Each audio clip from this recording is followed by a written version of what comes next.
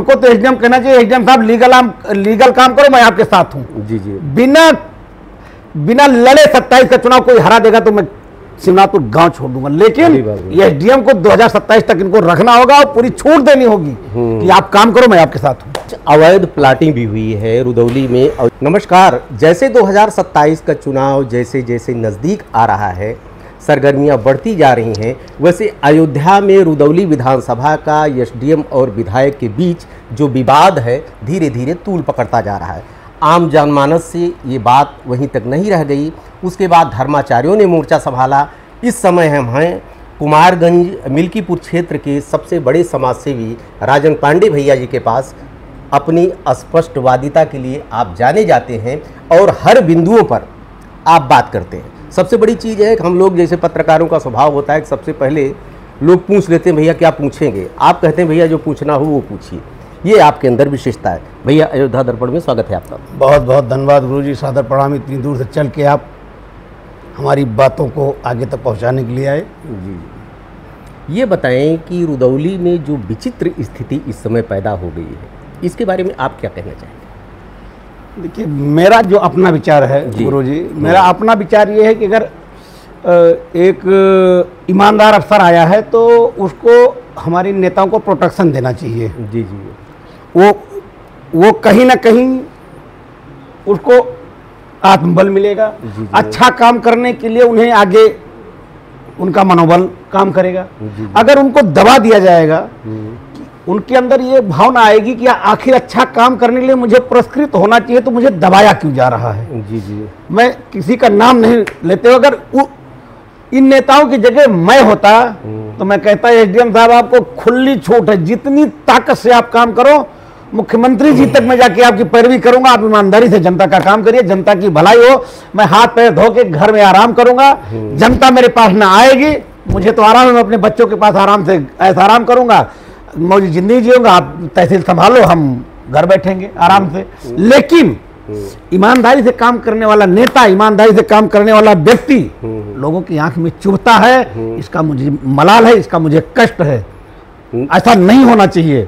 उनको पुरस्कार मिलना चाहिए, उनको आगे बढ़ाना चाहिए, उनके मनोबल को आगे करना। जितना मैं जानता हूं, बीकापुर में मेरी एक मुलाकात हुई थी एसडीएम साहब से। एसडीएम साहब ने स्पष्ट ही कहा था, दुबे जी ने, कि पांडे जी लीगल काम है तो आपको आने की जरूरत नहीं है, अनलीगल काम है तो आप 100 बार आओगे, कोई मतलब नहीं, किसी से फोन करवाओगे, कोई मतलब नहीं। वो चीज मेरे दिल को छू गई। लेकिन बीकापुर के लोगों ने, रुदौली में लोगों ने तहलका मचा दिया। बीकापुर में किसी ने बात नहीं उठाई कि बीकापुर से क्यों हटा दिया गया 20 दिन में उनको। बीकापुर में तो बार ने प्रस्ताव पारित किया उनके पक्ष में। वही चीज मैं कह रहा हूँ, बीकापुर में लोगों ने क्यों नहीं हल्ला मचाया कि उनको क्यों हटा दिया गया। वकील को संतुष्ट करना बहुत आसान काम नहीं है, फिर भी उनको हटा दिया गया। रुदौली में विधायक रामचंद्र यादव जी हैं, उनको कुछ लोग गलत दिशा में ले जा रहे हैं, लेकिन विधायक जी को समझने की जरूरत है। विधायक जी को उनको छूट देनी चाहिए कि एकदम साहब आप खुला लीगल काम आप करिएगा, लीगल काम करके मत आइएगा। आप लीगल काम, मेरी तरफ पूरी छूट है। रुदौली के लिए हर कोई चिल्ला रहा है, लेकिन बीकापुर का नाम कोई नहीं ले रहा है। 20 दिन में लोगों ने हटवा दिया, वो भी होना चाहिए था। जी जी जी। क्योंकि बीकापुर में ही मेरी मुलाकात हुई थी एसडीएम साहब। एसडीएम साहब ने कहा कि पांडे जी लीगल काम है तो आपको मेरे पास आने की जरूरत नहीं, अनलीगल है तो किसी से फोन करवाओ, 20 बार आओ, होने वाला नहीं। मेरे दिल को छू गया। ऐसा अधिकारी हर जिले में होना चाहिए।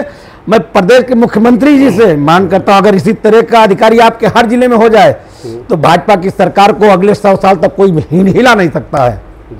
क्या आप मानते हैं कि आपका बहुत बड़ा राजनीतिक जीवन रहा है, सामाजिक जीवन रहा है, राजनीतिक भी जीवन बीच में रहा है, आपने दोनों को एक बैलेंस करके चले हैं? कभी ऐसी विचित्र स्थिति आपके ज़िले में पैदा हुई कि जहां नौकरशाह और लोक सेवक के बीच में टकराहट नजर आई? हाँ, हुई थी। विजय शंकर पांडे जी यहाँ के डीएम हुआ करते थे, तब वो सांसद मिश्र यादव जी थे। कोई बात को लेकर के उनसे उलझ गए तो डीएम साहब ने बहुत कष्ट दिया था सांसद जी को। बीपी मिश्रा थे वो विजय शंकर पांडे नहीं थे।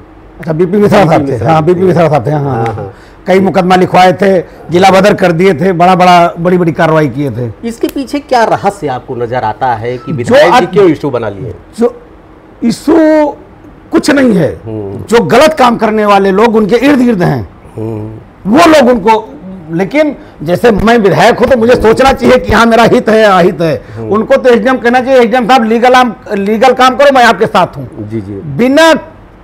बिना लड़े 27 का चुनाव कोई हरा देगा तो मैं शिवनाथपुर गांव छोड़ दूंगा, लेकिन ये एसडीएम को 2027 तक इनको रखना होगा और पूरी छूट देनी होगी कि आप काम करो, मैं आपके साथ हूं। जी, ये बताइए कि सरकार का ही काम कर रहे हैं, अपना काम थोड़ा कर रहे हैं एसडीएम। जी जी जी। जो मुख्यमंत्री जी की मनता है ईमानदारी से काम हो, गरीबों का काम हो, वही तो कर रहे हैं वो। जी जी जी। तो मुख्यमंत्री जी की मनसा के अनुसार काम हो रहा है तो उस पर प्रोटेक्शन देना चाहिए। जी जी। कुछ अवैध प्लाटिंग भी हुई है रुदौली में, और जैसा एसडीएम साहब ने कहीं बाइट दिया था सोशल मीडिया पे, हमको याद आ रहा है, तो उसमें कहा था कि दशहरे बाद हम जो अवैध प्लाटिंग करने वाले लोग हैं, जो गैर कानूनी करने वाले लोग हैं, उन पर शिकंजा कसेगा, अभी से जो है वो तैयार है। क्या ये भी रीजन तो नहीं हो सकता है? लोगों की ये हो कि क्या कहते हैं एसडीएम हमारी प्लाटिंग गिरवा देंगे या वो मुकदमा लिखवा देंगे।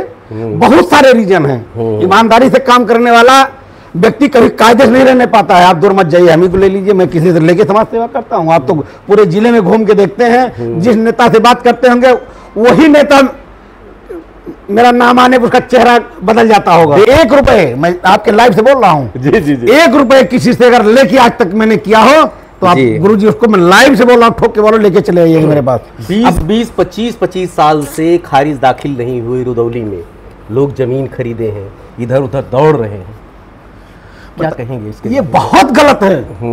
एक गरीब किसान एक 25 लाख रुपए, 40 लाख रुपए, 30 लाख रुपए देके बैनामा करवाने वाला व्यक्ति, अगर उसकी खारिज दाखिल आप नहीं होने दोगे, उस पर आप गलत काम करोगे तो कोई नहीं देगा। ऊपर वाला जो गुरुजी ने बोला है, उसकी लाठी जब चलती है तो बहुत खतरनाक होती है।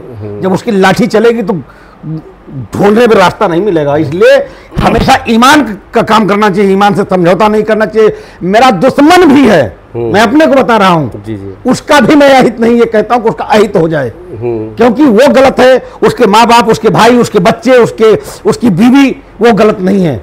इसलिए किसी के साथ भी गलत नहीं करना चाहिए। 2027 का चुनाव आ रहा है, आपका राजनीतिक अनुभव है, सामाजिक अनुभव है, क्या लगता है कि एसडीएम और विधायक के बीच जो विवाद चल रहा है ये असर डालेगा? निश्चित असर डालेगा। तब तक भूल जाएंगे लोग 17? नहीं, कोई भूलने वाला नहीं। जनता बहुत जागरूक है, जान लीजिएगा गुरुजी, बहुत जागरूक है। जागरूक समय आने पर ही बात करेगी वो, अभी शांत रहेगी, क्योंकि अभी उनको डर होगा कि कहीं मुकदमे में ना फंसा दिए जाए, कहीं दिक्कत ना हो जाए, इसलिए शांत रहे। लेकिन जब समय आएगा तो खूब बोलेंगे।